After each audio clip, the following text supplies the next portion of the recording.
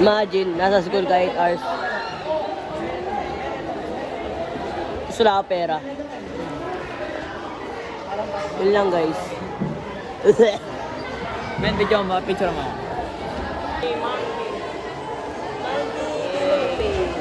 Tutok araw? Saan nakatutok araw, men? Sa'yo.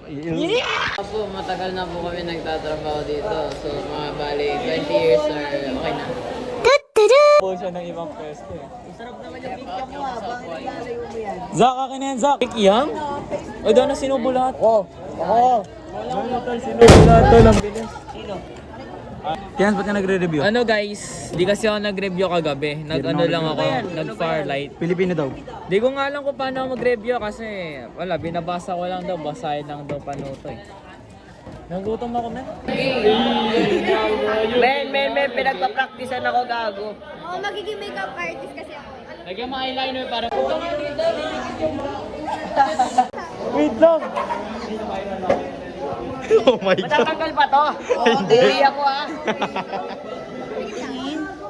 Oh my God! Wala pa. Issue. Lubo guys. Kasi, yung boss ko di maayos eh. Sakit ng ano. Kasi yung isang klase namin si Dun. Napiris siya. Tinan mo yun. Point at camera dun. Ay, wag. Ang sad thing. So guys, ito na binibidyo natin yung isa nating presidente na ayun. Putay na bigla nag-post. Ewan ko ba't gaganyan siya para sa ewan.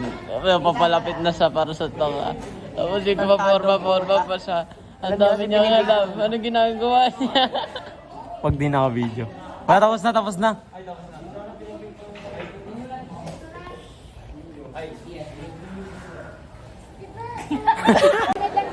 Sige, yung white cast kasi.